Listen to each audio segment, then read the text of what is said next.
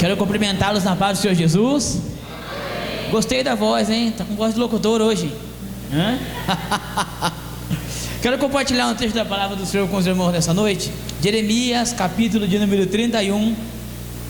Vamos ler tão somente o verso de número 17. Texto bastante conhecido.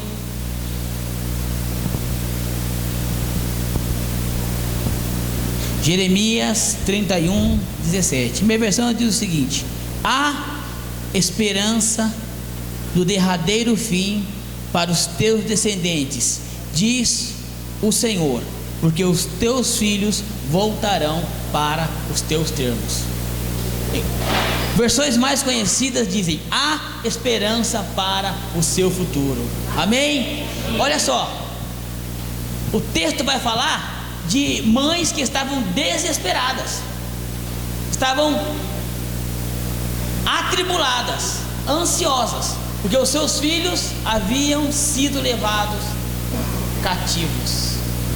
A gente de vez em quando fala escravo, mas na verdade o povo de Israel não passou na Babilônia um tempo de escravidão. Eles não foram escravos, eles foram passar um tempo fora da sua terra, mas não foram escravos. Muitos enriqueceram lá. Não tem nada a ver com o que eu vou falar, só para a gente ter uma noção.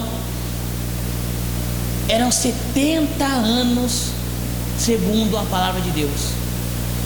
Então muitas mães, imaginei eu, que estavam desesperadas, porque talvez não teriam 70 anos pela frente para ver o retorno dos filhos.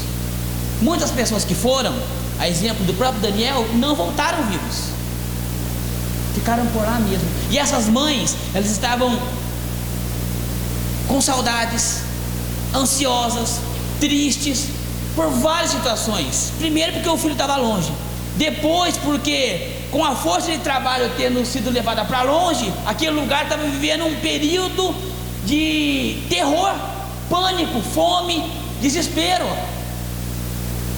Mas acima de todas as coisas, existia coração de mãe batendo com saudade dos filhos. Mas tinha uma palavra de Deus. Não, pastor, mas depois daqui 70 anos, não importa, porque se Deus deu uma palavra que vai se cumprir daqui a 70 anos, é porque você estará lá para ver. Pensa na bênção do dia. Lembrei agora de um testemunho de uma pastora. Ela falou assim: minha mãe estava com câncer, morrendo. Eu comecei a cuidar dela, e Deus falou o seguinte no meu coração: apresentei a sua mãe. Olha o que ela falou. E ela falou: mamãe, o que a senhora gostaria de receber? Já com 80 e poucos anos. Ela falou: eu gostaria de ganhar um colchão novo. E ela falou, pensando: mas um colchão? Aí Deus me deu o coração dela: você compra um colchão todo dia? Colchão é uma coisa que você compra uma vez na vida, outra na morte. Compra o colchão para sua mãe, porque ela vai ter muito tempo de vida ainda. Então são coisas pequenas que fazem toda a diferença.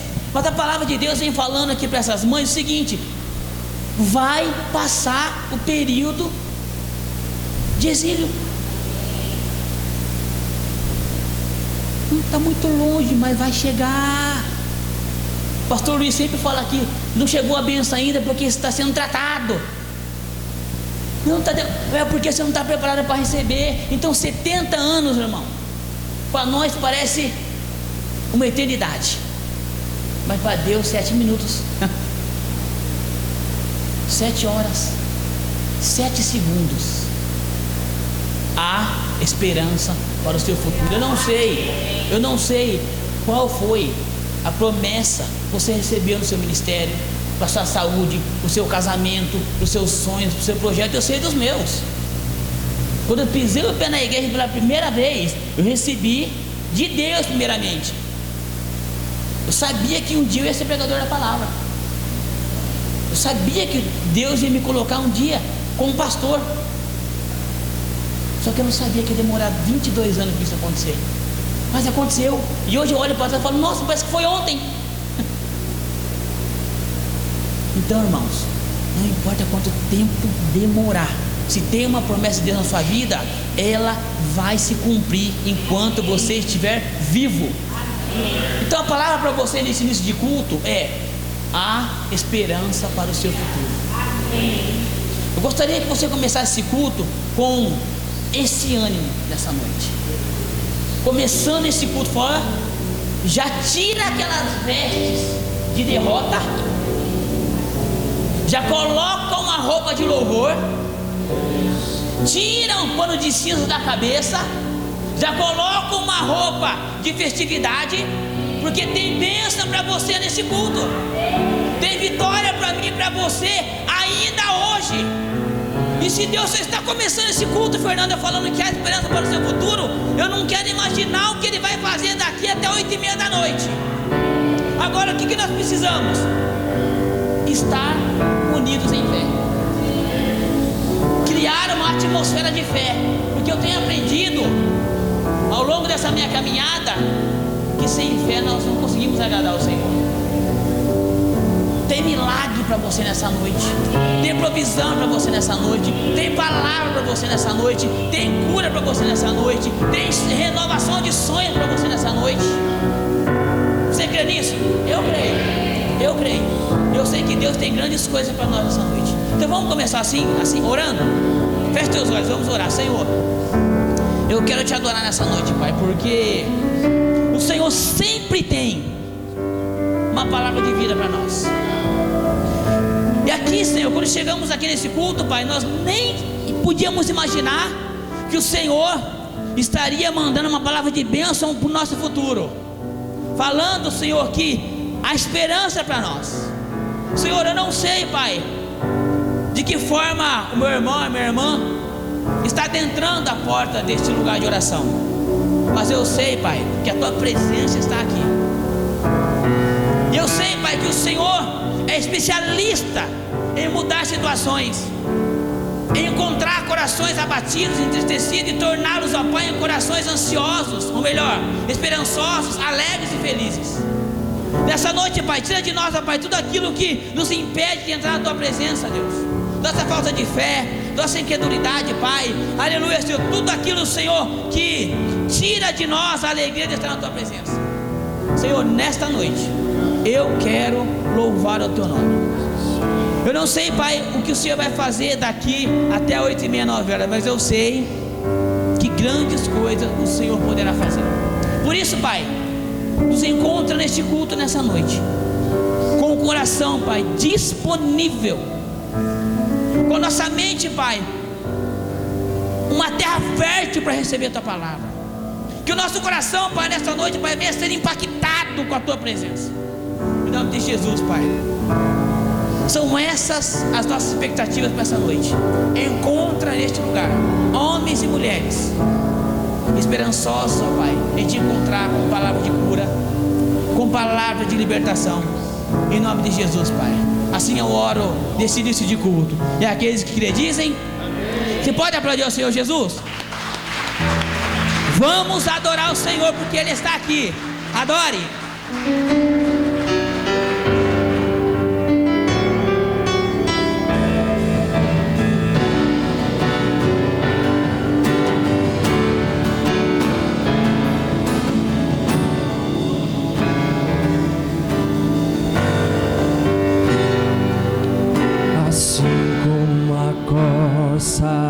Anseia por águas, como terra seca, precisa da chuva. Meu coração tem sede de ti, Rei meu e Deus meu. Assim como a corça anseia por águas, como terra seca, precisa da chuva. Meu coração tem sede de ti, Rei meu e Deus meu. Faz chover, Senhor Jesus, derrama a chuva neste lugar. Vem com teu rio Senhor Jesus, inunda o meu coração, faz chover, Senhor Jesus, derrama chuva neste lugar, vem com teu rio, Senhor Jesus, inunda o meu coração.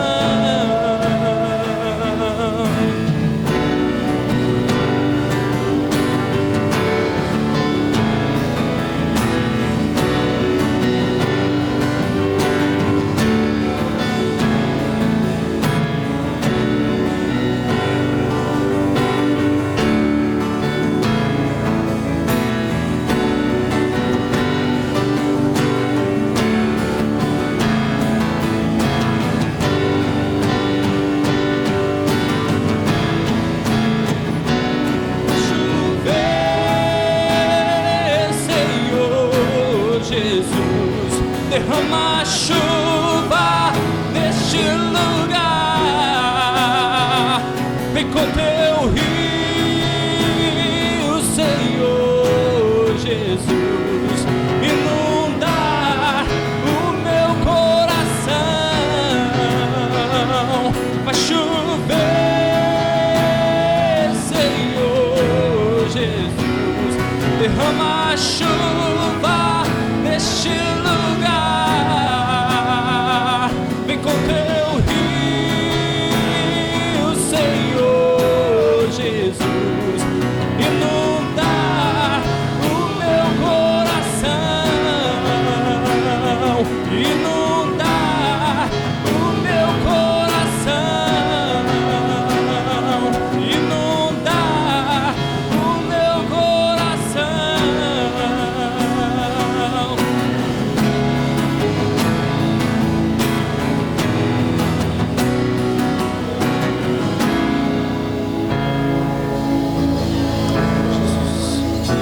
Adoramos, Jesus. Enche nosso coração da tua alegria, Pai.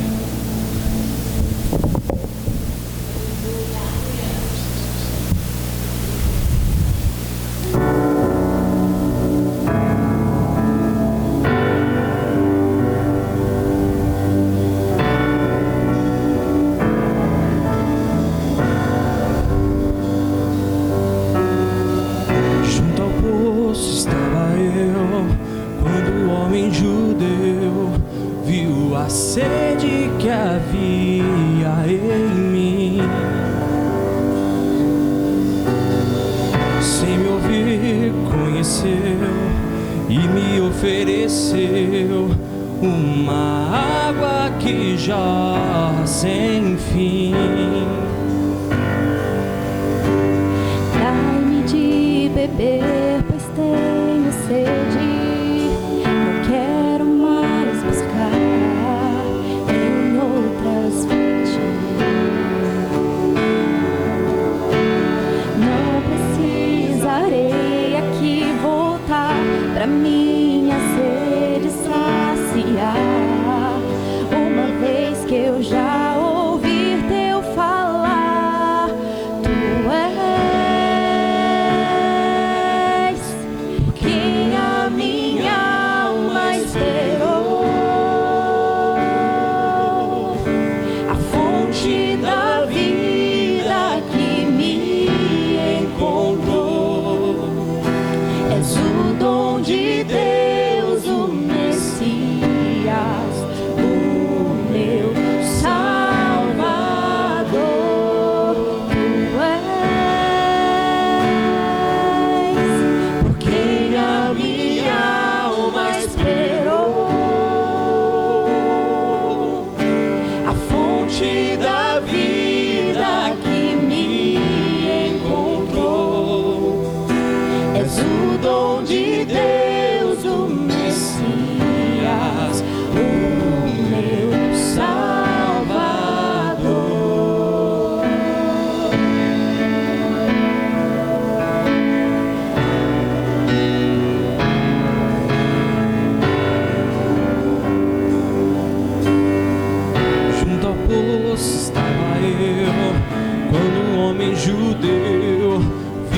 a sede que havia em mim.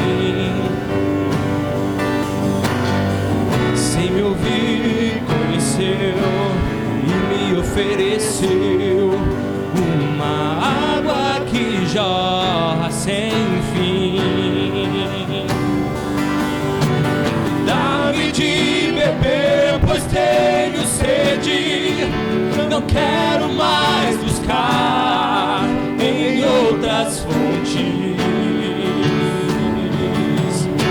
Eu não precisarei aqui voltar se a minha sede saciar. Uma vez que eu já ouvi teu falar, tu és por quem a minha alma esperou, a fonte da vida que me encontrou. És o dom de Deus, o Messias, o meu Salvador. Tu és por quem a minha alma esperou, a fonte da vida que me encontrou. És o dom de Deus, o Messias, o meu Salvador. Dá-me de beber, pois tenho sede. Não quero mais buscar em outras fontes. Não precisarei aqui voltar pra minha sede saciar. Uma vez que eu já ouvi teu falar, dá-me de beber, pois tenho sede. Não quero mais buscar em outras fontes. Não precisarei aqui voltar pra minha sede saciar. Uma vez que eu já ouvi teu falar, tu és por quem a minha alma esperou, a fonte da vida que me encontrou. És o dom de Deus, o Messias, o meu Salvador. Tu és por quem a minha alma esperou, a fonte da vida que me encontrou. És o dom de Deus, o Messias, o meu Salvador.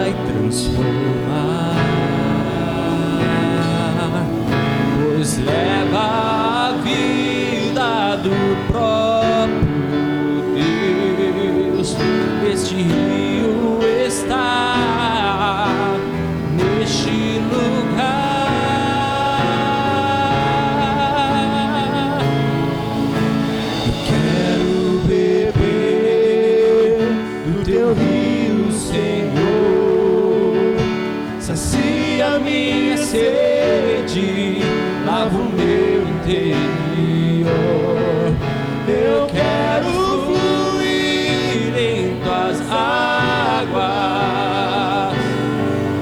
Eu quero beber da tua fonte, fonte de águas vivas.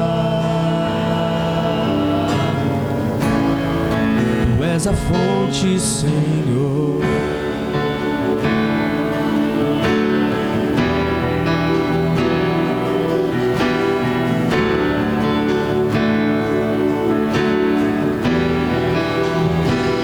Declare: existe um rio, Senhor,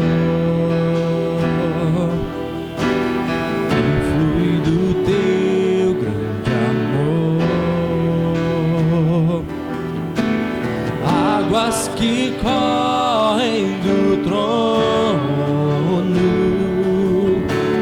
águas que curam, que limpam.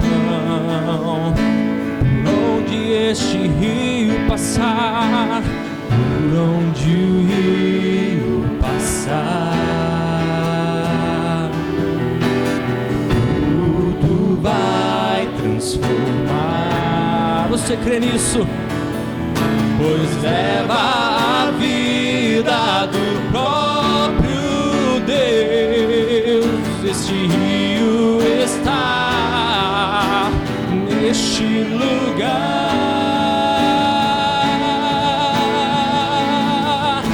Eu quero beber do teu rio, Senhor.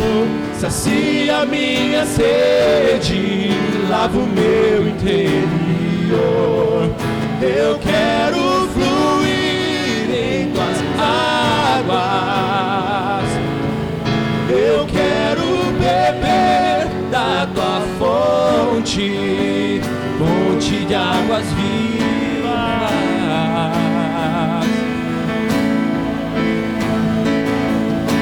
Eu quero beber do teu rio, Senhor. Sacia minha sede, lava o meu interior. Eu quero fluir em tuas águas. Eu quero beber da tua fonte, fonte de águas vivas. Tu és a fonte, Senhor. Tu és o rio, Senhor. Tu és a fonte, Senhor. Tu és o rio, Senhor. Tu és a fonte, Senhor. Tu és o rio. Tu és o rio, Senhor. Tu és a fonte, Senhor. Tu és a fonte, Pai. Tu és o rio, Senhor.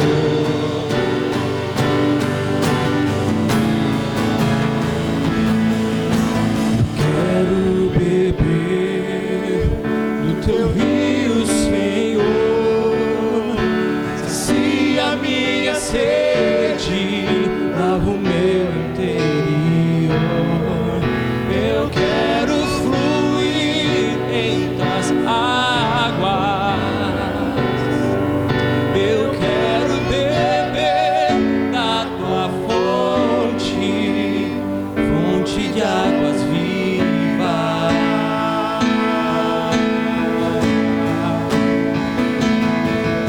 Eu quero beber do teu rio, Senhor. Sacia minha sede, lava o meu interior.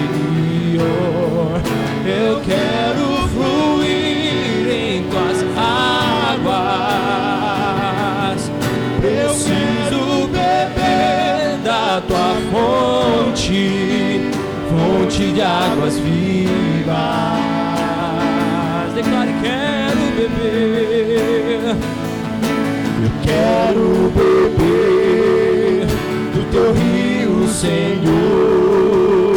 Sacia minha sede, lava o meu interior. Eu quero fluir em tuas águas. Eu quero beber da tua fonte, fonte de águas vivas. Tu és a fonte, Senhor. Tu és o rio, Senhor.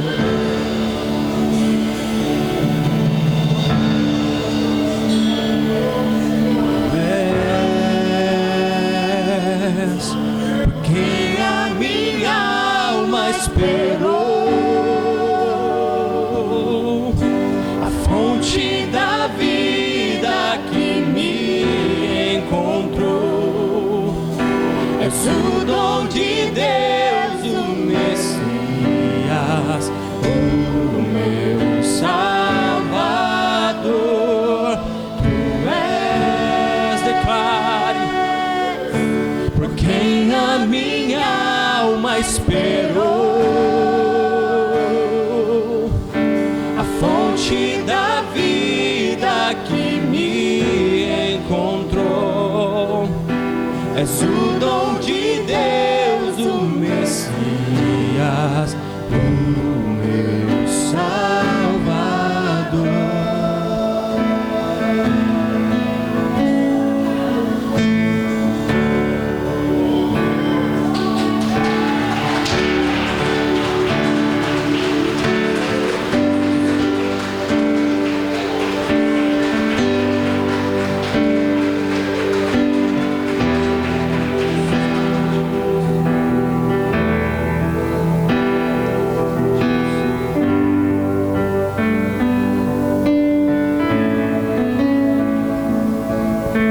Glória ao nome do Senhor.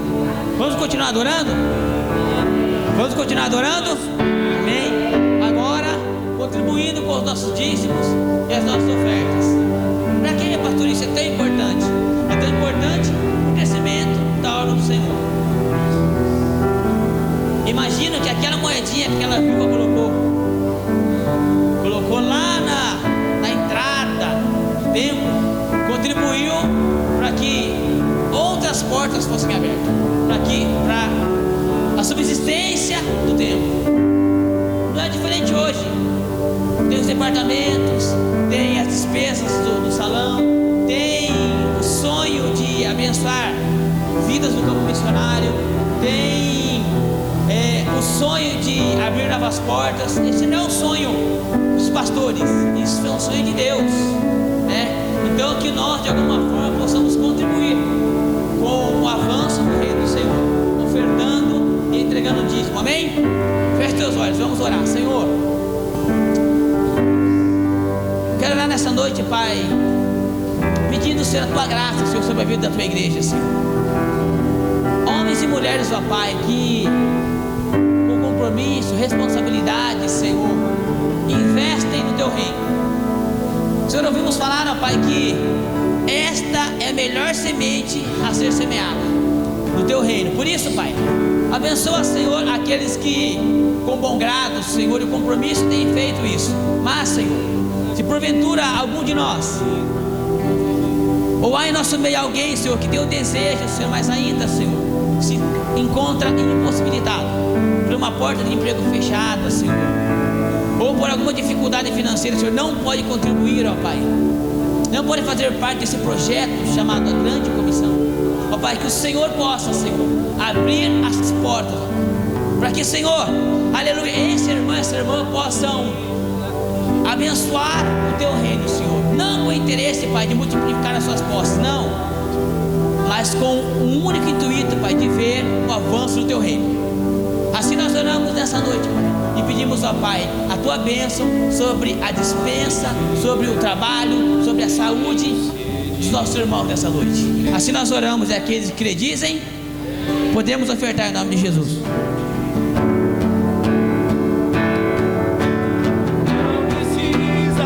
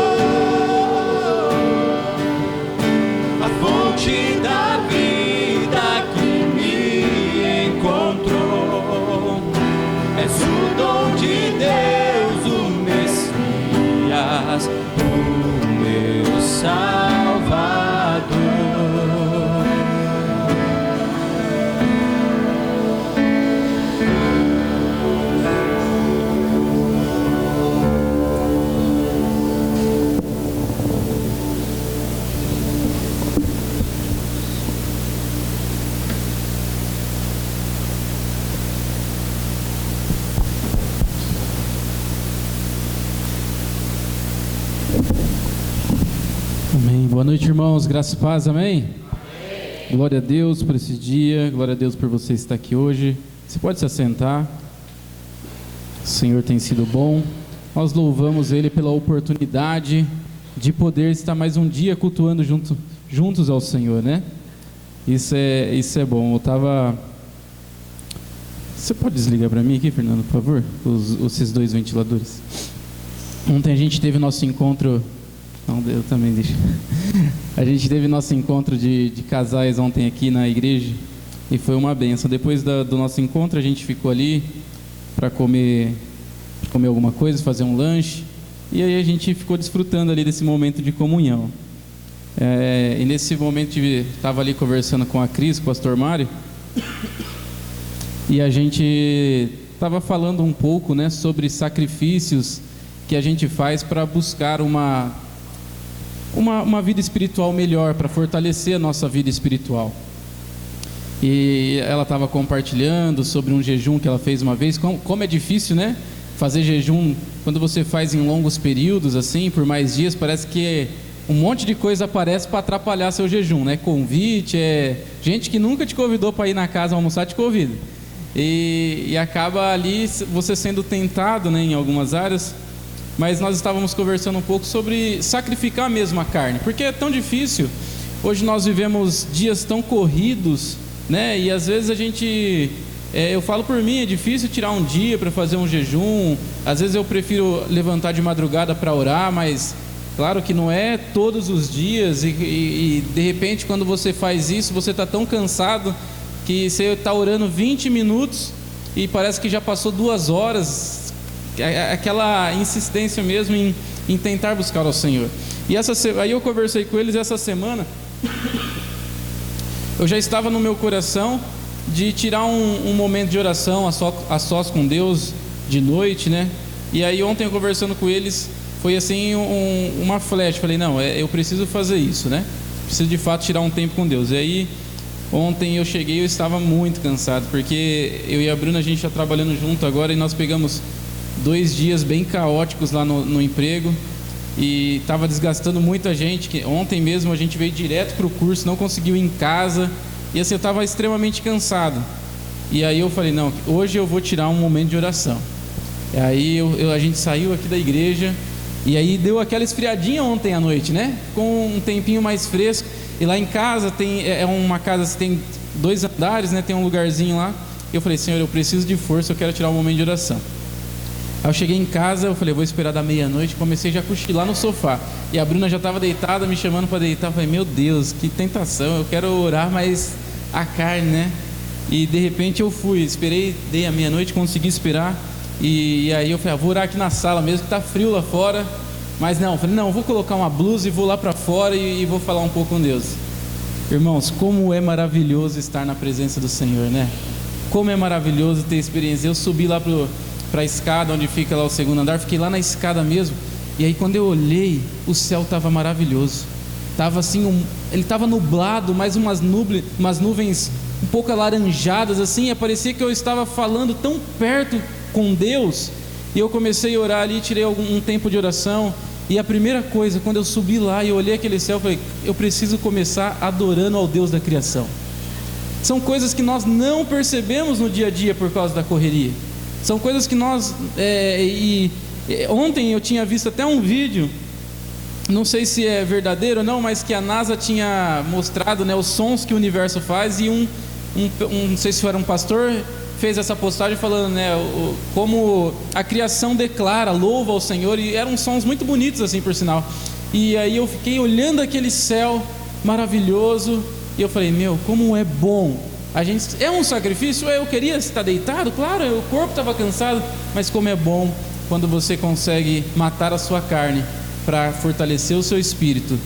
Na verdade, nós fazemos esse sacrifício, mas nós somos imensamente recompensados pela doce presença de Deus, né? E eu queria abrir essa noite hoje trazendo esse testemunho, te encorajando. Eu sei que é difícil, eu sei que a correria do serviço, do trabalho, da faculdade não ajuda. Muitas vezes a gente nem tem vontade de orar, né? É verdade, a gente lê a Bíblia, o melhor remédio para dormir é ler a Bíblia. Você começa a ler a Bíblia, você fica com sono. Você não dorme, é só pegar a Bíblia, começa a ler, parece que dá sono, você não consegue entender. Que é uma luta de fato contra a carne ali. Mas experimente brigar e ver o quanto Deus é bom na sua vida e o quanto Ele vai te fortalecer com isso, amém? Queridos, queria ler com vocês livro de Jonas, capítulo 4, se você puder abrir comigo.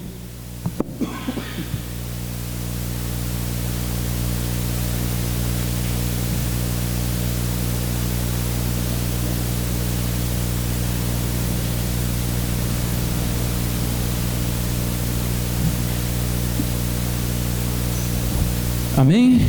Jonas capítulo 4, um texto conhecido, eu vou ler. Na minha versão diz assim, a partir do versículo 1. Mas Jonas ficou profundamente descontente com isso e enfureceu-se. Ele orou ao Senhor: Senhor, não foi por isso que eu disse quando ainda estava em casa? Foi por isso que me apressei em fugir para Tarsis? Eu sabia que Tu és Deus misericordioso e compassivo, muito paciente, cheio de amor, que promete castigar, mas depois se arrepende. Agora, Senhor, tira a minha vida, eu imploro, porque para mim é melhor morrer do que viver. O Senhor lhe respondeu: Você tem alguma razão para essa fúria? Jonas saiu e sentou-se num lugar a leste da cidade. Ali construiu para si um abrigo. Sentou-se à sombra e esperou para ver o que aconteceria com a cidade. Então o Senhor Deus fez crescer uma planta sobre Jonas, para dar sombra à sua cabeça e livrá-lo do calor. E Jonas ficou muito alegre. Mas na madrugada do dia seguinte, Deus mandou uma lagarta atacar a planta, de modo que ela secou. Ao nascer do sol, Deus trouxe um vento oriental muito quente, e o sol bateu na cabeça de Jonas, a ponto dele quase desmaiar. Com isso, ele desejou morrer e disse: Para mim seria melhor morrer do que viver. Mas Deus disse a Jonas: Você tem alguma razão para estar tão furioso por causa da planta? Respondeu ele: Sim, eu tenho e estou furioso a ponto de querer morrer. Mas o Senhor lhe disse: Você tem pena dessa planta, embora não tenha podado e não tenha feito crescer. Ela nasceu numa noite e numa noite morreu. Contudo, Nínive tem mais de 120 mil pessoas que não sabem nem distinguir a mão direita da esquerda, além de muitos rebanhos. Não deveria eu ter pena dessa grande cidade? Amém? Queridos, acredito que todos já perceberam que desfecho curioso que acaba o livro de Jonas. Esse é o último versículo, o último capítulo. Lemos até o último versículo e enfim nós não sabemos o que acontece nessa trama depois. Nós não sabemos se Jonas se arrepende e volta-se a Deus, se continua com a sua rebelião, nós não sabemos. Mas eu queria hoje aprender um pouco com vocês sobre esse livro tão poderoso, na verdade sobre esse exemplo que nós temos do profeta Jonas. Claro que todos nós já conhecemos a história de Jonas, até porque quem é crente desde pequenininho sabe que as tias da escolinha amam contar a história de Jonas. Nós sabemos que Jonas é um profeta que recebe uma grande missão de Deus. Ele é direcionado a pregar na cidade de Nínive, uma cidade a qual tinha homens perversos, homens assassinos, fortes guerreiros, uma cidade de fato que não conhecia o Deus de Israel. Mas Jonas foge, ele não vai para Nínive, ele então foge, ele desobedece ao Senhor e segue rumo a Tarsis. De repente ele pega um navio e diante dessa condição que ele se encontrava, uma grande tempestade ataca o mar, e a ponto de o navio começar a naufragar, e eles desesperados começam a jogar as coisas para fora do navio, até que os marinheiros resolvem tirar a sorte e falar: quem será que está fazendo tudo isso acontecer? E enfim Jonas confessa o seu pecado, e Jonas chega aos marinheiros e fala: me lance ao mar, porque sou eu que, Deus está furioso comigo, sou eu que estou causando tudo isso. Então Jonas é lançado ao mar, e um grande peixe o engole, ele fica ali no ventre do peixe, orando ao Senhor, clamando pela misericórdia do Senhor. O peixe vomita Jonas e Jonas segue rumo à sua missão. Ele vai a Nínive, prega a mensagem do Senhor e a cidade inteira, a Bíblia diz que a cidade inteira se rende ao Senhor. Bom, você já conhece isso. Mas quando nós lemos o livro de Jonas, quando nós contamos, e eu já li esse livro algumas vezes, até já fiz pregações praticamente de todos os capítulos de Jonas, porque é uma história que eu gosto muito. Nós precisamos perceber que a grande chave aqui, o grande centro do texto não está na conversão de Nínive, não está na baleia, não está na tempestade, não está nos marinheiros, não está. O livro inteiro, a cena principal é Deus tratando com Jonas. É como Jonas se comporta diante de Deus. É como Deus está moldando a vida de Jonas até Jonas chegar no propósito central. Então, se eu fosse resumir esse livro que de 4 capítulos em 4 temas, eu diria que o primeiro é Jonas e a tempestade, o segundo é Jonas e o peixe, o terceiro é Jonas e a cidade, e o quarto que nós vamos falar hoje é Jonas e Deus. E aqui nós temos agora o grande diálogo de Deus e Jonas, um homem que está totalmente longe do Senhor, cego naquilo que ele acreditava, brigando com o Senhor, o Deus Criador, dono dos céus e da terra, Criador do universo, e a qual tinha até tido um encontro através daquele peixe um momento antes com Jonas. Então o livro de Jonas ele termina não apenas mostrando aquela conversão, que eu acredito que foi uma história maravilhosa. Imagine só, uma nação perversa, 120 mil pessoas, e os animais todos ali se rendidos ao Senhor, até o mesmo rei daquela terra se rende ao Senhor e coloca um decreto que nem os animais poderiam comer até que o Senhor os livrasse. Mas nós também terminamos aqui com um profeta rebelde. Nós também terminamos aqui com um homem que era de Deus, fugindo de Deus. Nós também terminamos aqui com aquele que nasceu para dar o exemplo e para levar as boas novas, se revoltando e se afastando do Senhor, se revoltando e andando longe daquilo que o Senhor tinha para ele. O que nós vemos aqui é que quantos pagãos estavam indo rumo à luz, Jonas estava indo em direção às trevas. Enquanto os pagãos estavam buscando o perdão de Deus, Jonas estava buscando o confronto com Deus. Enquanto os pagãos queriam aceitar a vontade de Deus, Jonas desprezava a vontade de Deus. Que complexo, né? Que grande contradição. O profeta indo contra o Senhor e aqueles que não eram cristãos indo em direção à vontade do Senhor.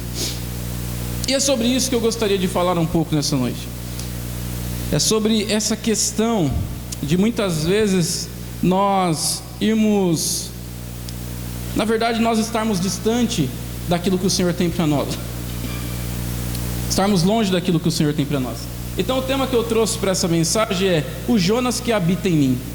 Hoje eu quero falar sobre o Jonas que habita em nós. Todos nós temos que enfrentar, temos que pelo menos tentar matar esse Jonas que fica ali nos tentando muitas vezes a estar longe da direção que Deus tem para nós. Amém ou não amém? Primeira verdade, meus irmãos, que eu gostaria de compartilhar com você diante desse tema é: Jonas é egoísta, pois pensa que Nínive não merecia a salvação. Veja, se você continuar com a sua Bíblia aberta, você pode acompanhar comigo. Versículo 1 e versículo 2 diz assim: mas Jonas ficou profundamente descontente com isso e enfureceu-se. Esse versículo dá continuidade no capítulo 3, que é a conversão ali que está tendo na cidade. Ele orou ao Senhor: Senhor, não foi por isso que eu disse quando ainda estava em casa? Foi por isso que me apressei em fugir para Tarsis. Eu não sabia que tu és Deus misericordioso e compassivo e muito paciente, cheio de amor e que promete castigar, mas depois se arrepende. Veja, meu irmão, Jonas ele fica extremamente desapontado, extremamente bravo com a conversão que Deus trouxe através da pregação dele. Ele pregou para que a cidade se arrependesse, a cidade se arrependeu e ele ficou bravo com isso. Ele ficou bravo, desapontado com esse resultado. Na cabeça de Jonas, após ele pregar, Deus iria derramar uma grande fúria sobre aquele povo, Deus ia derramar um grande juízo sobre aquele povo, mas não foi bem assim que aconteceu. Esse não era o plano perfeito de Deus para aquela cidade, apesar de Jonas pensar que esse era o plano perfeito, apesar de Jonas pensar que essa era a melhor opção.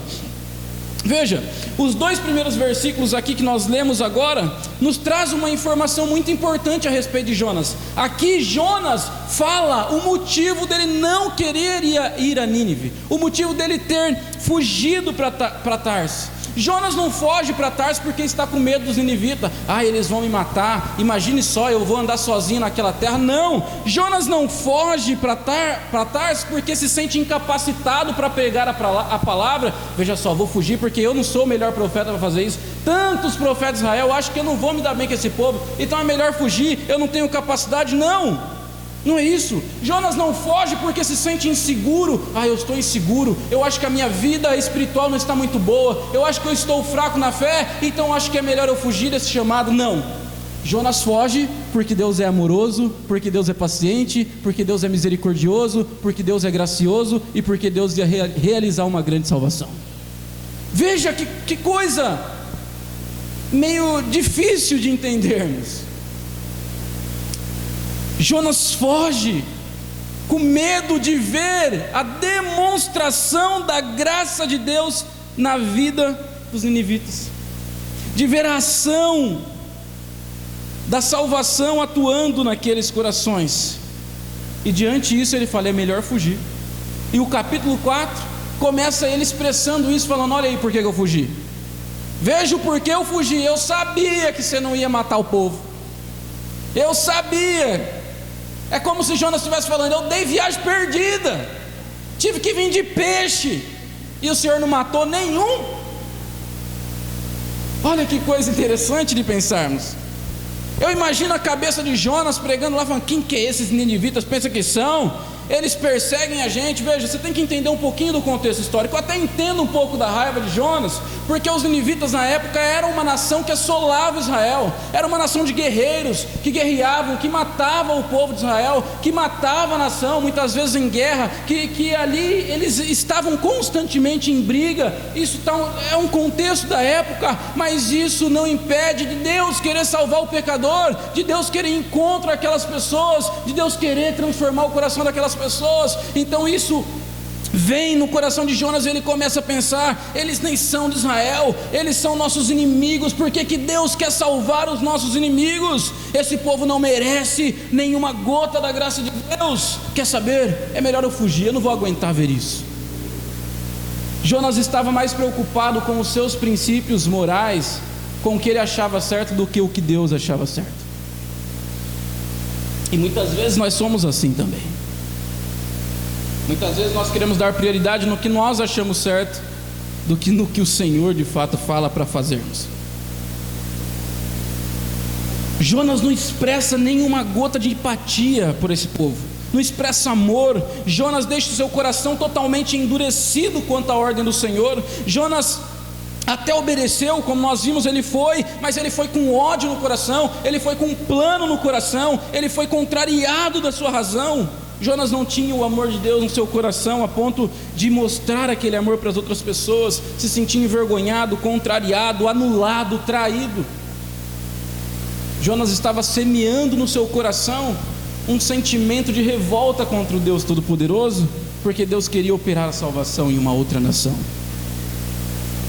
E diante disso, meu irmão, a solução que Jonas diz ser melhor para ele, que nós vemos nesse capítulo, é: Jonas achou melhor morrer. É melhor que eu morra, eu prefiro morrer. Sabe o que eu entendo aqui? Jonas até pensava que estava perto de Deus, mas estava muito longe.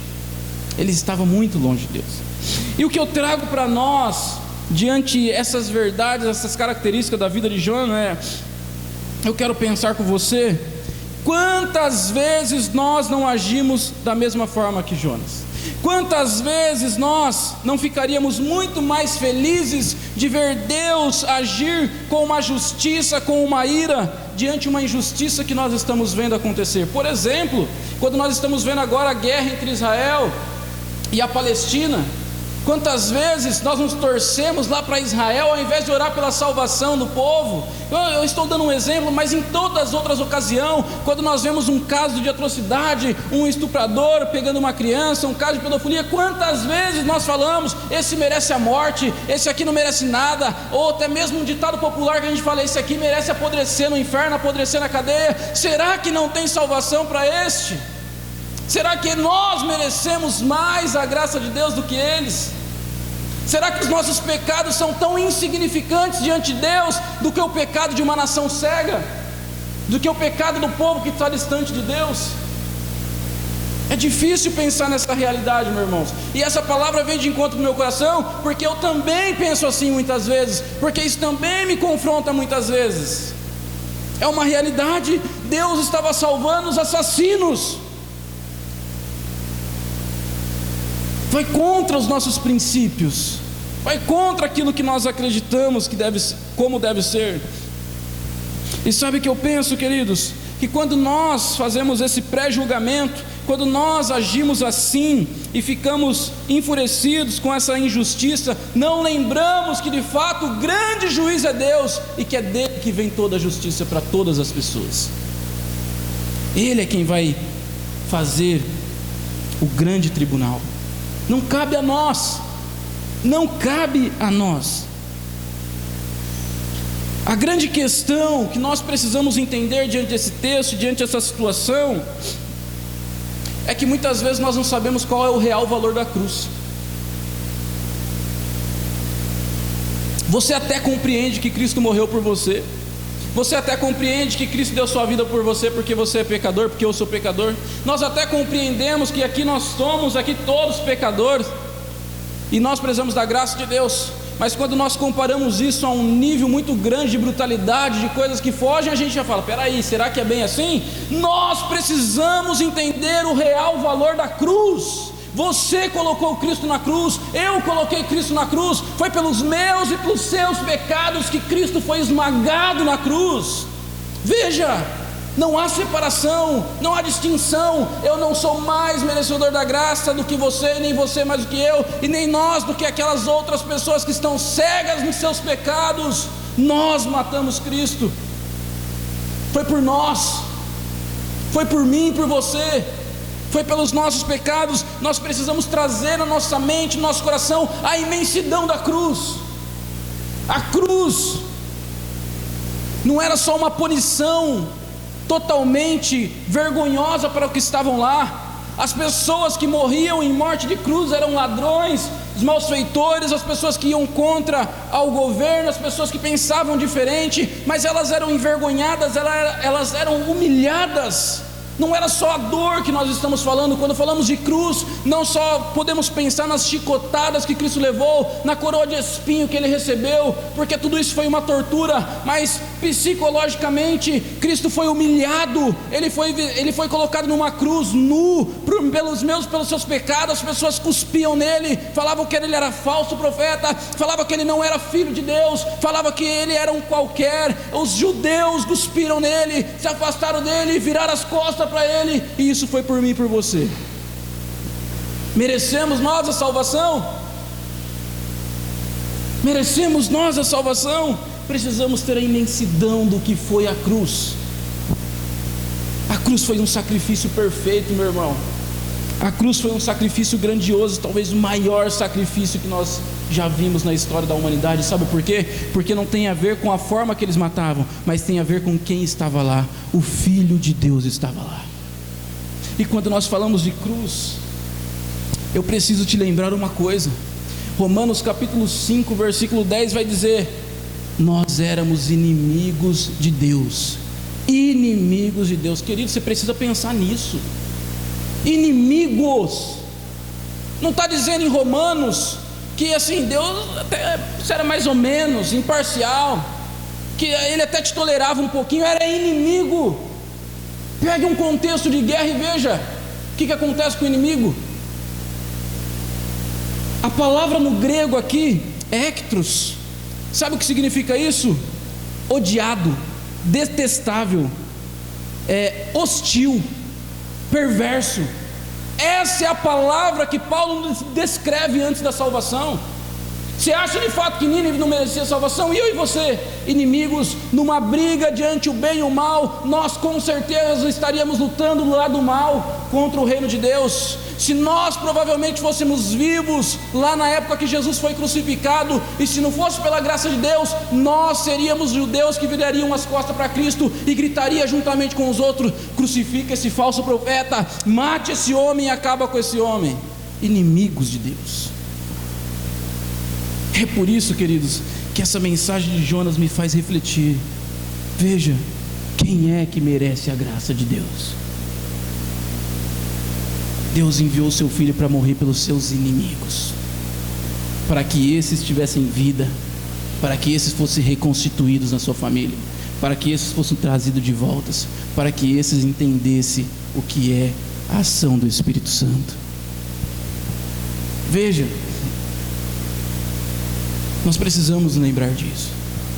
A segunda verdade que eu encontro diante esse capítulo de Jonas é: Jonas era egoísta, pois clamava por salvação, mas não quer que Deus salve os ninivitas. Não queria que Deus salvasse os ninivitas. Eu vou voltar com você ao capítulo, nós lemos o capítulo 4, mas se você puder, capítulo 2, versículo 1 e 2. Veja só como Jonas lembrou rapidinho. Capítulo 2, versículo 1 e 2 diz assim: lá dentro do peixe Jonas orou ao Senhor, ao seu Deus. Ele disse: em meu desespero clamei ao Senhor, e Ele me respondeu. Do ventre da morte gritei por socorro, e ouvistes o meu clamor. Veja, Jonas clama pela misericórdia, clama por socorro, mas não quer demonstrar salvação, não quer demonstrar misericórdia e socorro. Meu irmão, nesse capítulo 2 que nós vemos aqui, na hora do apuro, na hora que a corda apertou, na hora que ele se viu sem saída, ele não hesitou em gritar: Senhor Deus, salva-me, Senhor, eu vou morrer. Mas o que eu vejo de interessante aqui é que também Deus não hesitou em salvá-lo. Deus não hesitou em demonstrar a sua graça e misericórdia. E eu vejo claramente Deus montando o cenário, mostrando para Jonas. Espero que você vai entender mais para frente o que eu estou fazendo. Você vai entender mais para frente o que eu estou fazendo. Deus monta o cenário. Ele estava, Jonas, você pode ler o capítulo 2, é um pouco poético, ele fala em forma de poesia, mas Jonas estava à beira da morte. Jonas estava ali, sem saída, sem solução. Era uma coisa terrível que ele estava vivendo, dentro de um peixe. Eu não consigo nem imaginar a situação que Jonas estava vivenciando naquele momento. Mas lá no ventre do peixe, Jonas se lembrou do Senhor e orou. Orou ao Senhor. E o Senhor trouxe luz a Jonas. O Senhor trouxe salvação a Jonas. O Senhor o livrou da morte. O Senhor tirou ele do buraco escuro e fundo. Mas esse profeta acabou de vivenciar essa graça de Deus, mas não conseguia transmitir essa graça de Deus. A visão que Jonas tinha da graça de Deus parece estar totalmente distorcida. A visão que Jonas tinha da misericórdia de Deus parece estar totalmente errada, pois ele achava que por ser judeu, porque era profeta, merecia mais. Deus me ouviu, lógico, sou profeta, estou aqui, estou numa posição melhor, Deus tem que me ouvir mesmo. Mas os ninevitas não. É quase como se Jonas estivesse falando: se esse povo for para o céu, eu nem vou, eu desisto, eu cancelo a minha entrada. Ele não queria de forma alguma, estava irredutível. Meu irmão, ninguém é bom o suficiente para a graça de Deus. Veja, eu quero trazer uma demonstração para você. Não importa quem você é, o seu status não define o quanto você vai desfrutar da graça de Deus. Você pode ser um pastor, ou você pode ser um mendigo. Você pode ser um grande empresário, ou você pode ser alguém, um ladrão preso num vício. Você pode ser alguém importante, a pessoa mais importante de Sorocaba, a pessoa mais importante do estado de São Paulo, o governador, o presidente. Não importa quem você é, você não vai merecer a graça de Deus, porque a graça de Deus não está linkada ao status que nós estamos. A graça de Deus não está ligada aos cargos que nós levamos nessa vida. Não existe: meu pastor é melhor do que eu porque ele é pastor. Não, só existe um mediador entre Deus e os homens, e esse homem é Cristo Jesus. Cristo Jesus é o único mediador que nós temos. É só Ele. Então não existe nada e nem ninguém que possa merecer mais da graça de Deus. Só Deus é quem dá pela misericórdia. Pela misericórdia Ele olha para nós e nos oferece graça. Para Deus nós somos todos iguais, e Deus nos viu de uma só forma: pecadores, cegos, perdidos, precisando de salvação. Essa é a forma que Deus nos encontrou. Como o pastor Felipe disse aqui na abertura, pela misericórdia dele, quando ele foi para a igreja, Deus falou com ele, ele se tornou um pregador, se tornou um pastor. Isso demorou anos, e aconteceu pela misericórdia, porque como eu já ouvi algumas vezes o testemunho que ele deu, ele sabe que ele não era merecedor disso. Eu não sou merecedor disso, você não é merecedor disso, e nós desfrutamos dessa graça diariamente, porque Deus é gracioso, porque Deus é misericordioso.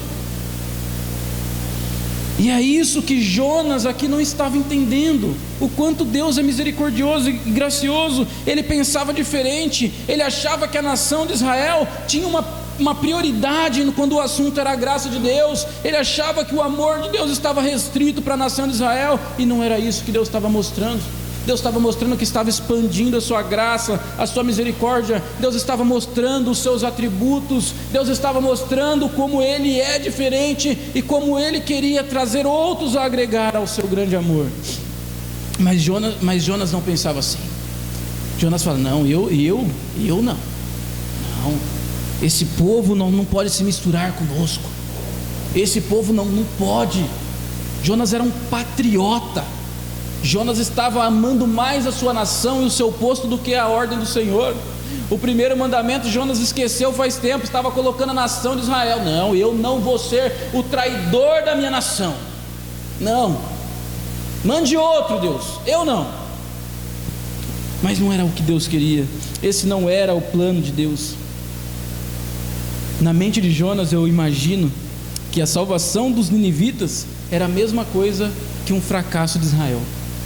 Deus ia salvar um povo inimigo, estamos fracassados, perdemos uma guerra. Mas não era isso que Deus queria demonstrar. Por gerações, veja, se a gente pega a história por gerações e gerações, Deus usa constantemente sua graça e misericórdia com o povo de Israel. O povo ia lá, teimava, se rebelava, vivia na idolatria, traía. O Senhor vai lá, mandava um castigo para trazer o povo de volta. O povo vinha, se arrependia, mas depois ia e errava. Outras gerações errava e voltava e errava. Mas parece que esse filme tinha apagado da imaginação, das lembranças de Jonas. Parece que esse cenário fugiu da cabeça de Jonas. Parece que ele não conseguiu se lembrar em nenhum só exemplo de como Deus era gracioso e misericordioso com a sua nação o tempo todo. Mas o que Jonas queria era o juízo. Jonas recebeu o que não mereceu, mas ofereceu o que sempre mereceu: juízo, condenação. Queridos, e mais uma vez eu trago uma reflexão a nós. Por muitas vezes esse Jonas quer tomar conta do meu coração. Eu confesso para você que por muitas vezes esse Jonas quer tomar conta do meu coração.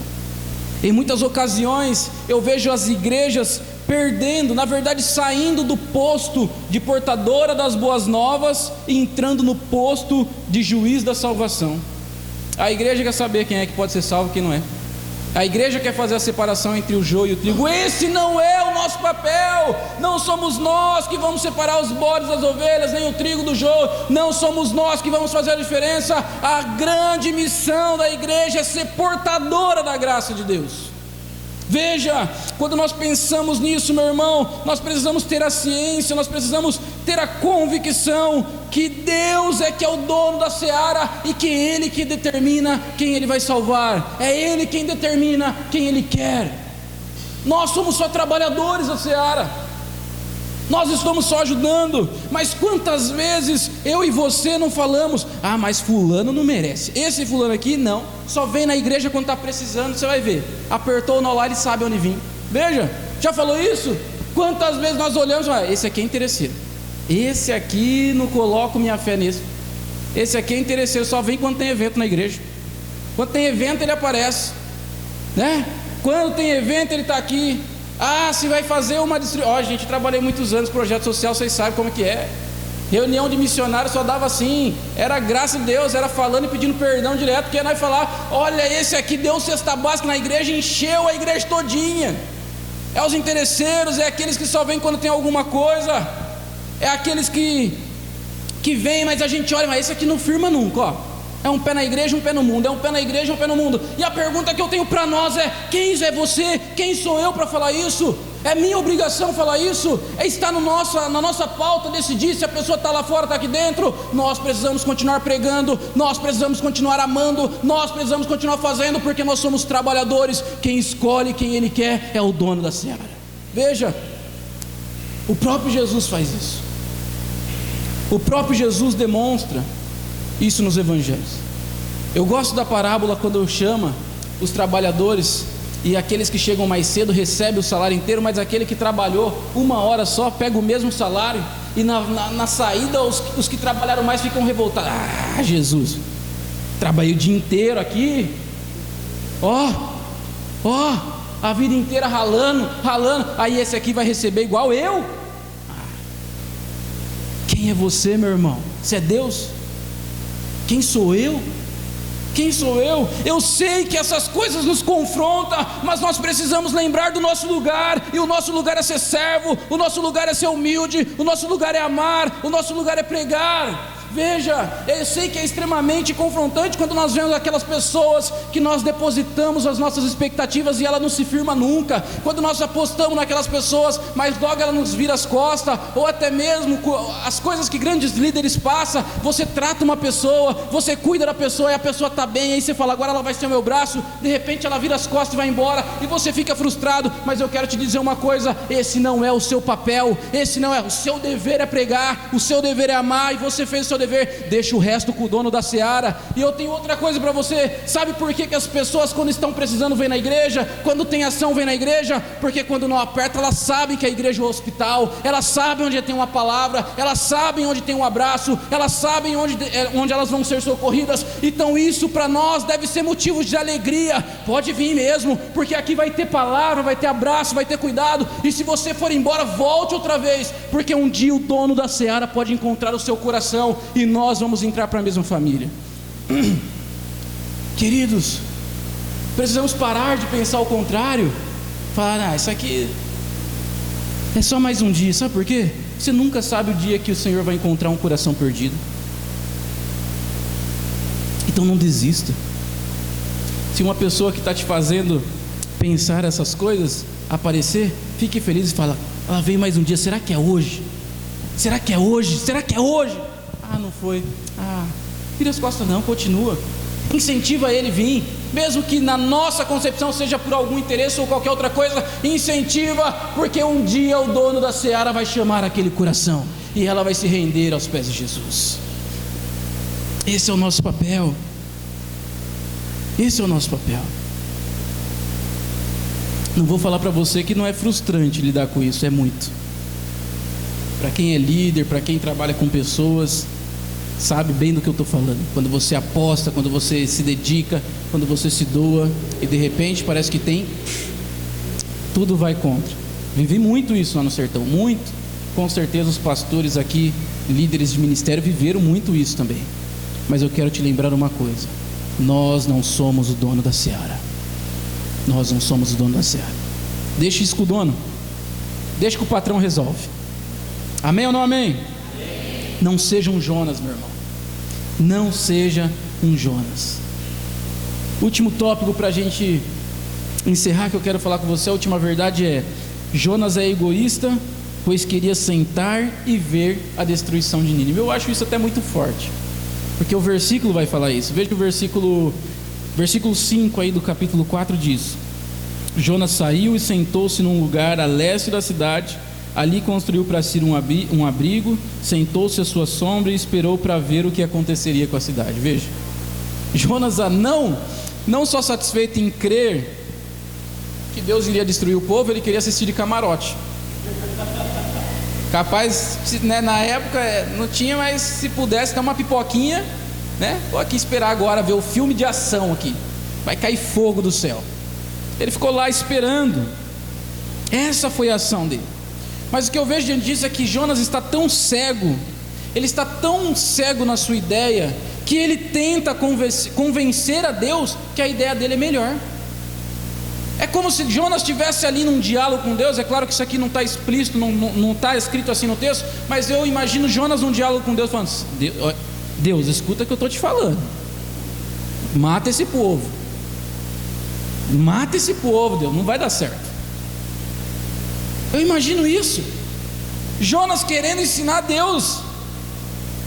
E por que eu imagino isso? Porque ele fica extremamente frustrado, contrariado. Ele não entende que a ideia de Deus era a manifestação de amor e graça. Então ele sai da cidade, procura um lugar confortável para sentar. E eu imagino Jonas pensando: acho que Deus vai mudar de ideia depois que tudo que eu falei. Eu vou sentar aqui para ver. Agora vai pegar fogo, agora vai dar certo. Mas eu quero pensar com você, meu irmão, que ponto chegou Jonas? Nós estamos falando de um profeta, um homem de Deus. Um homem de Deus. Olha que ponto chegou um homem de Deus, de pensar que a solução que ele tinha para Nínive era melhor do que a de Deus, de pensar que essa morte em massa seria a melhor ideia. Olha que ponto chegou um homem que achava que estava perto de Deus, que tinha um título importante na nação. Queridos, se você parar para pensar, essa é a segunda vez que Jonas foge do propósito de Deus. A primeira vez Jonas foge para Tarsis, não vai para Nínive. Mas a segunda vez ele foge de dentro da cidade para sua cabaninha, para ver a destruição acontecer. Ele não quer ser coparticipante desse projeto que Deus tinha para Nínive.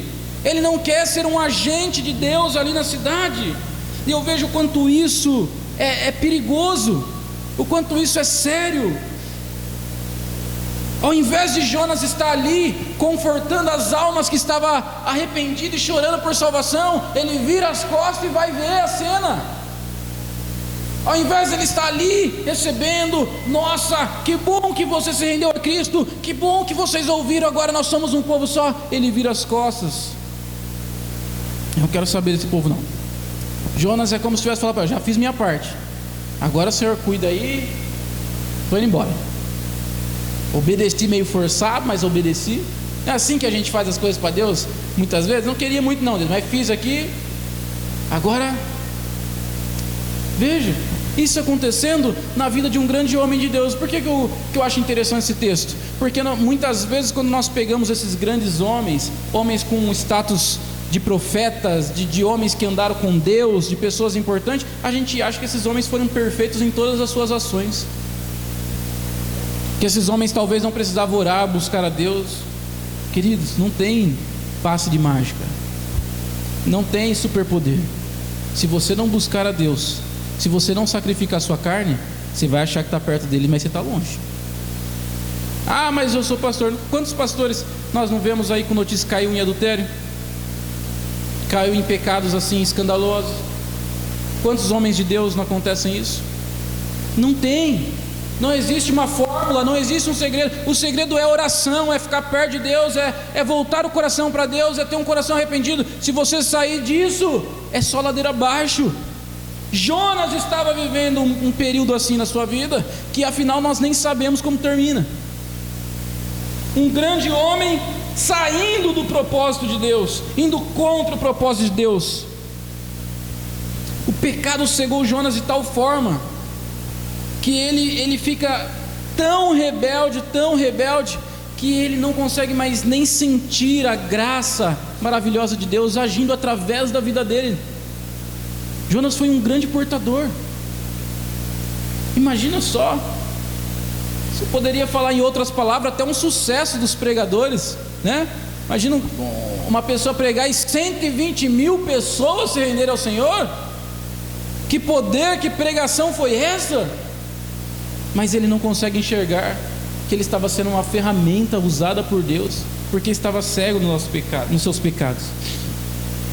E aí eu te pergunto, mais uma reflexão, meu irmão: quantas vezes nós não queremos mostrar para Deus que talvez nós temos a melhor solução, que talvez nós pensamos a melhor forma? Deus, é como se a gente: Deus, eu conheço essa pessoa aí, viu? Não é de hoje não, esse aí vai dar trabalho, eu conheço, estou te avisando. Quantas vezes nós não queremos ensinar ao Criador do Universo que talvez nossa mensagem, nosso plano, o nosso sistema é melhor do que o dele. A Bíblia, queridos, na verdade a ação de Deus, nós vemos isso através da Bíblia, mas a ação de Deus é algo difícil de entender com a nossa lógica, com o nosso raciocínio. Hoje eu estava vendo um pastor falar, e ele falava uma coisa interessante, ele falava assim: se a gente pegar a história bíblica, nós vemos que Deus sempre escolheu homens totalmente desprovidos, totalmente tortos, totalmente ali destruídos, e ele dava um jeito de não só consertar esse homem, mas depois ainda fazer ele transmissor de uma boa nova, de uma grande notícia, uma grande atuação na onde ele estava. Não é assim que nós pensamos, né? Nosso pensamento é ao contrário, aquela pessoa, né? O filho do pastor, ou aquele que nasceu certinho, nunca deu trabalho para o pai, para a mãe, que ele caminhou, esse aqui vai ser uma bênção. Mas o outro, a gente tem a tendência a escolher esse aqui, mas a misericórdia está aí para isso, para pegar pessoas destruídas e quebradas e perdidas nos seus pecados, e não só serem consertadas, mas serem ferramentas usadas na mão de Deus. Serem ferramentas usadas na mão de Deus. Sabe o que eu vejo aqui? Eu fiz uma pequena comparação. Entre o caráter de Jonas, as atitudes de Jonas, como elas vão contra o caráter e as atitudes de Cristo. Veja só, Jonas queria salvação, Jonas queria destruição, Jesus quer salvação. Jonas queria que a sua vontade fosse feita, Jesus quer que a vontade de Deus seja feita. Jonas queria a condenação daqueles que te perseguiam, Jesus perdoou aqueles que te condenaram. Jonas responde com juízo severo, Jesus responde com amor e graça. Jonas caminha numa direção oposta à que Jesus caminhou, a que Jesus ensinou. E eu sei que é uma mensagem bem confrontante para os nossos corações, mas às vezes nós dentro da igreja estamos mais perdidos do que as pessoas que estão lá fora. Às vezes nós estamos mais longe dos princípios do que aqueles. Sabe por quê? Aqueles lá, meu irmão, estão cegos. É difícil ouvir algumas notícias. Eu quero orar com você, se você pudesse colocar em pé, os meninos do louvor. É difícil a gente lidar com algumas notícias, eu sei, com algumas atrocidades, mas nós precisamos pensar que essas pessoas que cometem crimes horrendos, que fazem coisas terríveis, que de fato desafiam aquilo que nós acreditamos como princípio, essas pessoas estão cegas. Essas pessoas, elas estão com o coração endurecidos. Essas pessoas estão mortas nos seus delitos e pecados. Mas a grande questão é: e eu e você, que estamos aqui todo domingo, que estamos ouvindo a palavra, que estamos sendo ministrados por Deus, que estamos entoando louvores a Deus, que desculpa teremos? Que desculpa teremos para falar: Senhor, eu não tive uma atitude melhor, porque as pregações lá da minha igreja não foram tão boas, porque as coisas que aconteceram, não vai ter desculpa. Não vai ter desculpa. Nós precisamos pensar, nós precisamos colocar a mão na consciência, meu irmão. Não se engane, meu irmão, faça uma autoanálise da sua vida, porque às vezes você está mais longe de Deus do que você imagina. Não se engane, não se iluda com o seu status. Mas eu sou pastor, mas eu sou missionário, mas eu sou diácono, mas eu sou porteiro. Não se iluda com os seus status, porque eles não vão poder te salvar. Não se iluda com as profecias que você recebe, porque elas só vão se cumprir se você andar em direção ao Senhor. Não se iluda, rende-se ao Senhor e não seja um Jonas. Não deixe esse Jonas viver em você. Eu quero terminar para orarmos. Eu vou contar um breve testemunho que diz assim: estava ouvindo um pastor já marcado com o tempo, cabecinha branca, aquele homem que se doou pelo ministério, contando um testemunho junto com a esposa dele. Certo dia, eles estavam construindo para migrar a igreja, para a igreja ficar maior. Eles estavam construindo um templo um pouco maior para dar mais conforto para os irmãos. E de repente, pastor, chegou um rapaz lá na obra da igreja. E esse rapaz, ele se intitulou como missionário. Disse que era um missionário, mas estava vivendo uma condição um pouco difícil. Esse homem não tinha onde morar, esse homem estava doente, esse homem estava vivendo uma vida de abandono e estava até passando fome. Então esse pastor, usado por Deus, um homem de fato temente a Deus, não pensou duas vezes, conversou com a igreja e decidiram então acolher esse irmão. Fizeram uma casa para esse irmão, deram uma condição melhor de vida, atender as necessidades dele, colocar esse irmão. E esse rapaz começou a trabalhar lá na obra da igreja. Então recebeu uma oportunidade e começou a trabalhar na obra da igreja. Só que as coisas ficaram difíceis e os recursos que eles tinham já não eram mais suficientes para dar continuidade da obra. Então o pastor chegou à decisão que eles iam parar a obra por um tempo. E esse homem que foi acolhido, ele se revoltou a ponto de colocar a igreja na justiça. Ele processou a igreja, porque processos trabalhistas, e ele então procurou um advogado, e aquela igreja, ele venceu a causa, e a igreja estava com os bancos penhorados, com o som penhorado, com as coisas, tudo não podia mais fazer. Chegou a uma situação que eles não podiam mais usar a igreja, estava tudo bloqueado, até que essa dívida de fato não fosse paga. E aquele pastor, falando esse testemunho, contando esse testemunho, chorando, falou que um dia chegou no portão da igreja e orou: Senhor, o Senhor sabe que essa igreja não é minha, o Senhor sabe que tudo que está aqui não é meu, essa é a sua igreja, Senhor, esse é o seu povo, olha o que nós estamos vivendo, nós fizemos o bem, nós fizemos a sua vontade, nós atendemos o necessitado.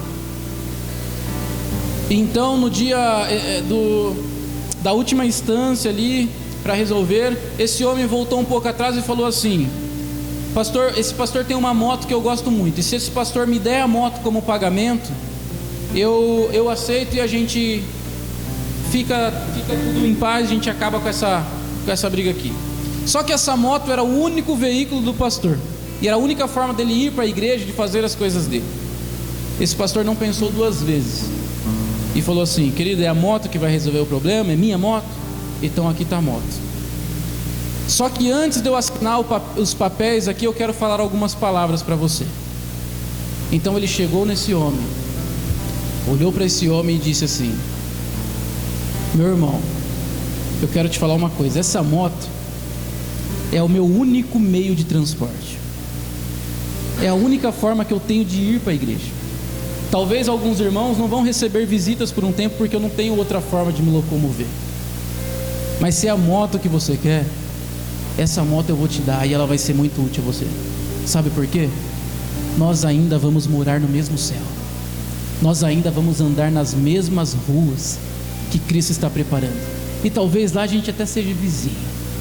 Não é essa ação que você está colocando contra a igreja que vai impedir que nós nos encontremos lá. Então, com o coração aberto e em nome da igreja, eu quero perguntar: você me perdoa?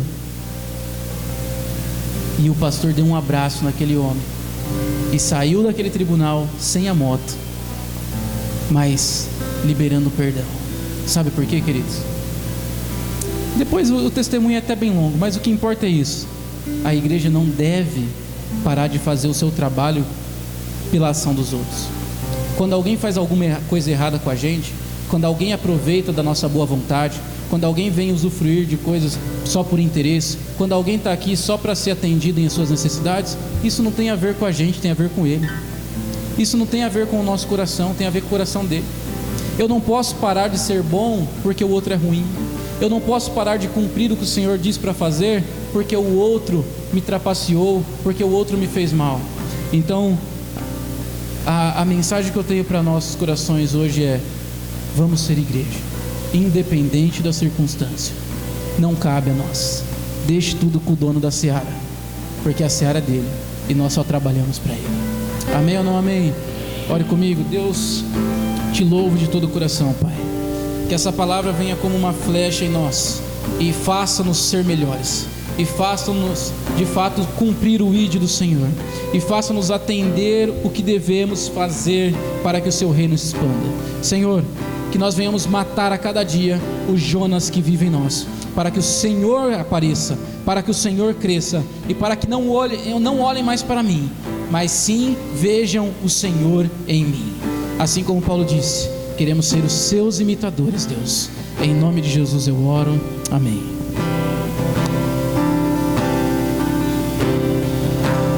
Toma-me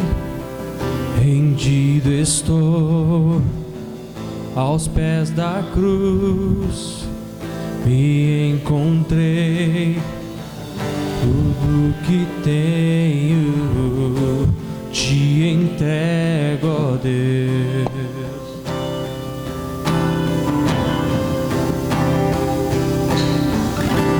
Vem limpar as minhas mãos, purificar meu coração, que eu ande em tudo que tu tens pra mim. Oh, eis-me aqui, aleluia, Jesus. rendido estou. Fala ao Senhor. Declara que você é dele. Eu sou teu e tu és. Mas que não seja uma declaração dos seus lábios para fora, que venha da sua alma. Declara que você é dele. Declara que você está aqui. Eis-me aqui, rendido estou. Você está na presença de Deus. Aleluia. Eu sou teu e tu és meu.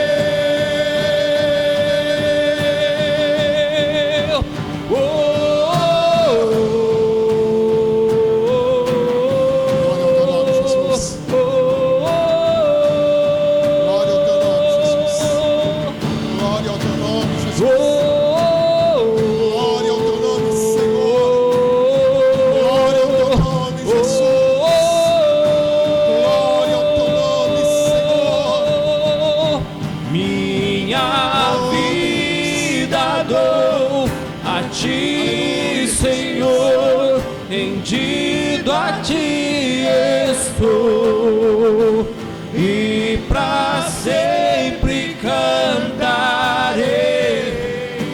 Faz em Você vai fazer isso, você vai cantar pra sempre. o teu querer.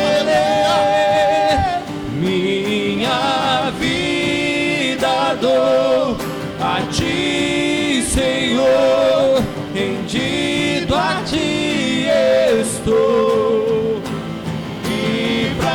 sempre cantarei. Faz em mim o teu querer.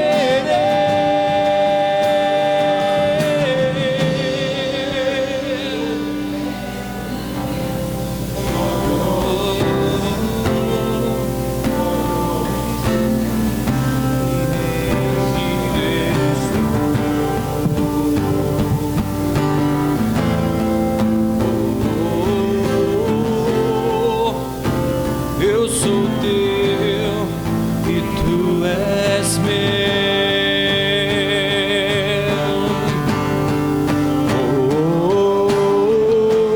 Oh, eis-me aqui, rendido estou. Oh, eu sou teu e tu és meu.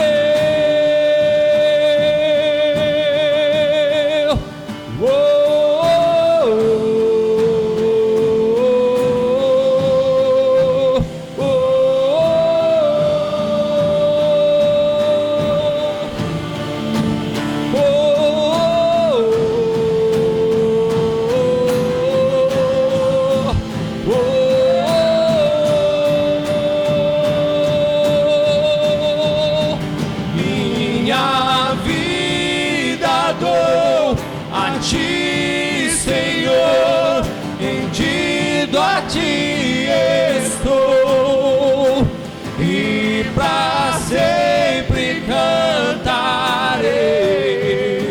Faz em mim o teu querer. A minha vida dou a ti, Senhor, rendido a ti estou, e pra sempre cantarei. Faz em mim o teu querer.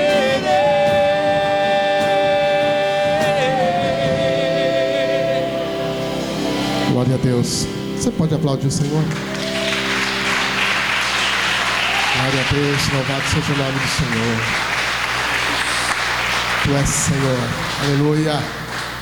Glória a Deus, louvado seja o nome do Senhor. O missionário Augusto estava pregando e eu estava pensando ali comigo, como fazer, né, irmãos? Como fazer? Como que o corintiano vai abençoar o palmeirense? Como? É difícil. Sério, irmãos? Aí, tá vendo? Como? Como fazer isso? Como fazer isso? Irmãos, isso é uma luta diária. Mas eu sempre digo, e algo que eu tenho tentado praticar na minha vida, eu sempre digo, ninguém, ser humano nenhum, irmãos, ser humano nenhum nessa terra, que passou, que está passando, ou irá passar aqui, ninguém vai andar 100 quilômetros se não der o primeiro passo. Tudo, irmãos, quando falamos em perdão, quando falamos em ministrar, tentar fazer o que Jesus falou, né? Amar o que vos odeiam, aquele que vos persegue, abençoar aqueles que te amaldiçoam, tentar fazer isso. Sabe como? Eu tenho procurado fazer isso na minha vida, e eu gostaria de compartilhar isso com você. A intenção, irmãos, acompanhado de ação. Intenção acompanhado de ação. Porque você sabe que você tem que fazer, então você tem que ter a intenção de fazer. Quando você teve a intenção de fazer, tome a decisão e faça. Faça. Em nome de Jesus. Não é fácil. Não é fácil. Mas é para isso que o Espírito Santo foi enviado a esta terra. Para fazer aquilo que a gente não consegue fazer, irmãos. Para fazer aquilo que a gente não consegue fazer. Então ele vem, dá graça. E aí você consegue virar outra face. Você consegue caminhar o segundo quilômetro com a pessoa. Você consegue, esses dias, não me lembro quem que falou a respeito, eu acho que foi aqui em cima do púlpito, inclusive, falou a respeito de não só dar a capa, mas dar a camisa também. Foi aqui ou não? Não, acho que não. Talvez tenha sido alguma ministração que eu vi na internet, pastor falando, né, a respeito de não só dar a capa, mas dar a camisa também, né? É isso que o Senhor espera de nós. Não é fácil, eu tenho certeza que não é fácil. Não foi fácil para Jonas e não é fácil para nós, mas tenha a intenção e tome a ação, amém? Tenha ação e você vai conseguir. Glória a Deus. Queridos, próximo domingo é aniversário da igreja.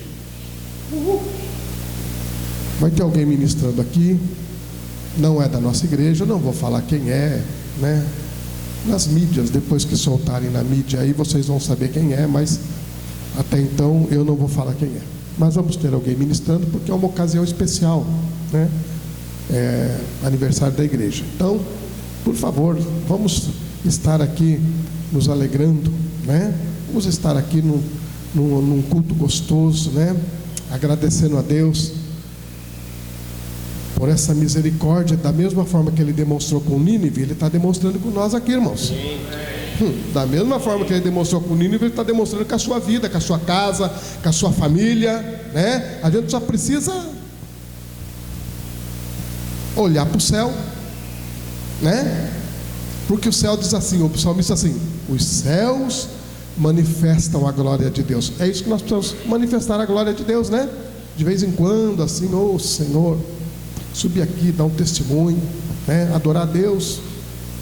Não é fácil adorar a Deus no desertão, ali sabe aquele vale da sombra da morte? Não é fácil. Mas o Senhor, Ele quer que você conheça a bondade dEle. Então, vamos estar junto aqui num tempo de adoração a Deus e de gratidão, irmãos. Eu sou suspeito de falar, irmãos. Eu sou suspeito de falar a respeito de gratidão, porque Deus tem sido muito misericordioso com a minha vida, irmãos. Mas muito misericordioso mesmo, né? E eu sei que Ele é com você também. Então vamos estar aqui no culto, amém? Amém. Mas na quarta-feira, às 19h30, eu te espero aqui, porque Deus tem uma palavra para você. Amém? Glória a Deus. Vamos orar, vamos agradecer a Deus por essa noite, que eu me lembro, acho que é mais esse aviso que está mais assim no momento. Senhor nosso Deus e nosso Pai, Oh, Pai eterno, mais uma vez, Senhor, eu quero glorificar o Teu nome, Senhor. E quero Te agradecer, meu Deus, por mais uma vez, Senhor, a Tua palavra, ela vir manifestar, meu Deus, a grandeza do Senhor, Pai amado. Ó Deus, o quanto, Senhor amado, nós somos diferentes do Senhor, ó Pai amado. O quanto, ó Pai, caminhamos diferente daquilo que o Senhor pensa. E aí, ó Deus, nós realmente acreditamos, ó Deus amado, e não podemos ter dúvida disso, de que os Teus pensamentos são mais altos do que os nossos. Os Teus caminhos, Senhor amado, são muito mais altos. Obrigado, ó Deus, por essa noite, o Senhor esclarecer isso, ó Deus amado, para nós, ó Deus, no sentido, ó Deus, de que o Senhor tem a capacidade, meu Deus, de salvar, meu Deus amado, o mais perverso dos homens, ó Pai. Obrigado, ó Deus, por nos dar essa consciência, por nos trazer isso, ó Deus, a consciência, ó Pai amado, que nós possamos aprender sobre isso, ó Deus amado, e ó Deus, que o Senhor possa nos dar graça, ó Deus, de a cada dia pensar como o Senhor, agir como o Senhor, perdoar como o Senhor, amar como o Senhor, fazer como o Senhor faz, ó Deus, com esta terra, porque esta terra não precisa, meu Deus amado, de homens que a condenem. Esta terra não precisa de homens, ó Pai amado, que a destrua. Esta terra precisa de gente que a ame, Senhor. Esta terra precisa de gente, ó Deus amado, que proclame a Tua glória e a Tua grandeza, ó Deus. Obrigado, Senhor. Obrigado por chamar a nossa atenção, Senhor. Obrigado por nos despertar, Pai amado, mais uma vez, Senhor. Obrigado, ó Deus, por abrir os nossos olhos, ó Pai, e nos dizer que o Senhor nos dá as condições que nós precisamos para fazer isso, Pai. Ó Deus, que o Senhor esteja capacitando a Tua igreja, Pai, nos capacitando, Deus, a amar, meu Deus amado, aqueles que não são os nossos inimigos, Pai. Eles não são nossos inimigos, Pai. São pessoas que pensam diferente de nós, Senhor. Nos dá a capacidade de amá-los, de abençoá-los, de perdoá-los, meu Deus amado. Nos dá a capacidade, ó Pai amado, ó Deus, de caminhar com Ele, Pai amado.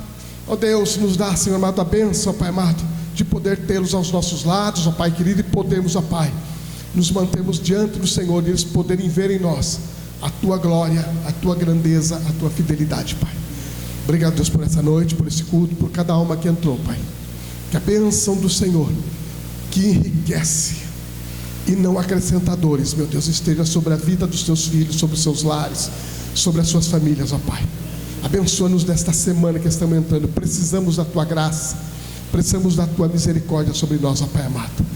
E que ela se estenda, Pai, aos nossos vizinhos, nossos amigos, a todos aqueles que nos rodeiam, Pai. Nos leva para o nosso lar, debaixo da Tua graça e proteção, nós te pedimos, em nome de Jesus.